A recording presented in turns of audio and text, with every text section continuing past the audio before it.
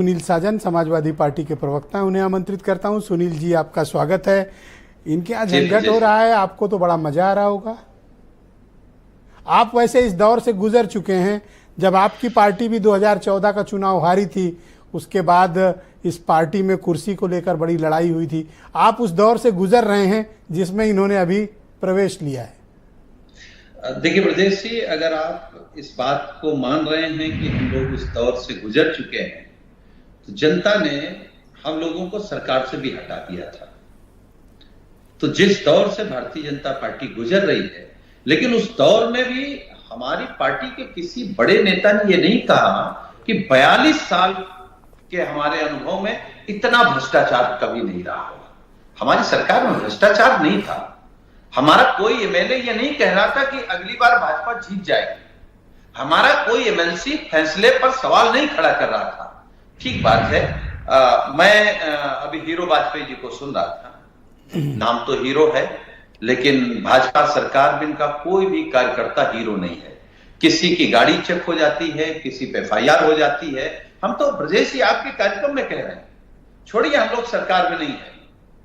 इनका कोई अधिकारी, कोई प्रशासन का अधिकारी अभी भी समाजवादी पार्टी के खिलाफ कोई उत्पीड़न अगर करेगा तो समाजवादी पार्टी, हमारे नेता लड़ते हैं और अभी भी प्रशासन को डर लगता है। नहीं, मैंने अपने ओपनिंग रिमार्क में ये कहा कि आप लोगों की, आपके कार्यकर्ताओं की मैंने तारीफ की। भाई कहा कि वो लड़ना आता है। देखिए है क्या, जैसे जो आपने कहा कि एक तरफ मुख्यमंत्री जी का बयान आ रहा है, एक तरफ डिप्टी मुख्यमंत्री जी का बयान आ रहा है।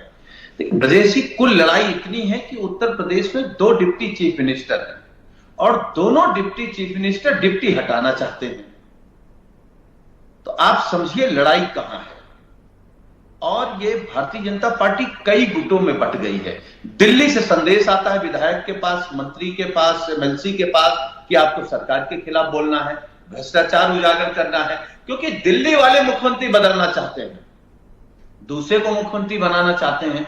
लेकिन हम लोग इससे कोई मायने नहीं रखते। हम केवल ये कह सकते हैं, बीजेपी की इस झगड़े में, बीजेपी के इस झूठ में, बीजेपी के इस भ्रष्टाचार में किसान परेशान है, बेरोजगार नौजवान परेशान है, महंगाई आसमान। आप क्या चाहते हैं कि ये जो बीजेपी के हार की वजह से जो राजनीतिक कार्यकारिणी बैठक हुई, उसमें जो जहर निकला है, इसे किसे पीना चाहिए? संगठन को, सरकार को, किसे?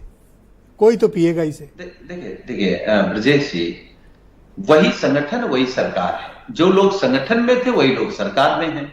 ऐसा तो है नहीं कोई अलग होता है। ये सच है कि संगठन सर्वोपरि होता है, संगठन सरकार बनाता है, लेकिन ये भी सच है कि वही संगठन के बड़े लोग सरकार में शामिल हो जाते हैं। तो सवाल ये है कि भ्रष्टाचार किसने किया, झूठ कौन बोला, कौन लगातार गुमराह कर रहा है। क्या इस बात से आप इत्तेफाक और सहमत हो कि भारतीय जनता पार्टी के कार्यकर्ताओं का पुलिस उत्पीड़न कर रही है, उन्हें पीट रही है, जेल बंद कर रही है, उन पे मुकदमे लिख रही है, उनकी सुनवाई नहीं हो रही है? क्या ऐसी बात है? आप मानते हो या फिर ये एक प्रोपोगेंडा है? हम इस बात को मानते हैं और इस बात को हमारे नेता माननीय अखिलेश यादव जी ने कई बार कहा कि जो सिस्टम है, आप थाना ले लीजिए, तहसील ले लीजिए, अस्पताल ले लीजिए, लेखपाल से लेकर के डीएम तक, होमगार्ड से लेकर के कप्तान तक, अगर आप पैसे नहीं दे रहे हैं तो आपका काम नहीं हो रहा है। आप बने रहिए भाजपाई, आप बने रहिए आम आदमी, आप बने रहिए आम जनता, लेकिन बिना पैसे के कोई काम नहीं हो रहा। और पूरी लेकिन योगी की सरकार है, इसमें गुंडई की इजाजत किसी राजनीतिक कार्यकर्ता को नहीं है। योगी की सरकार है, इसमें राजनीतिक कार्यकर्ता को गुंडई की इजाजत नहीं है। नहीं, हम कहां कह रहे हैं गुंडई। हम तो कह रहे हैं हमारा वर्कर अगर कानून तोड़े, गलत काम करे तो आप सजा दीजिए, लेकिन अगर कोई भी अधिकारी ये इस बेस पर हमारे कार्यकर्ता का उत्पीड़न करेगा कि ये समाजवादी पार्टी का झंडा लगा रहे हैं, माननीय अखिलेश यादव जी का नारा लगा करके काम कर रहे हैं, अगर इस बेस पर किसी पर कार्रवाई हुई तो फिर वो अधिकारी देर सवेर जेल जाएगा, उसको सजा मिलेगी। आप तो इस तरह की धमकी की भाषा बोल के अपने वर्करों को थोड़ा बहुत सेफ्टी दे देते हो। बेचारे बीजेपी वाले क्या करें? नहीं, धमकी नहीं दे रहे ब्रजेश जी, ये धमकी नहीं है। लेकिन अरे अगर सरासर हमारे धमकी किसी की भाषा आप वर्कर के बोल रहे हो। साथ अन्याय कोई आप अधिकारी सरासर करेगा, धमकी वाली भाषा तो बोल रहे आसानी से तो हो। नहीं वो रह पाएगा। बेचारे, अगर मैं कानून तो तोड़ेगा सराहना तो करता हूँ जेल हीरो में वाजपेयी है ना। की, शरीफ आदमी ने एक बार भी बेचारे ने नहीं कहा कुछ, और आप विपक्ष में होकर धमकी दे रहे हो।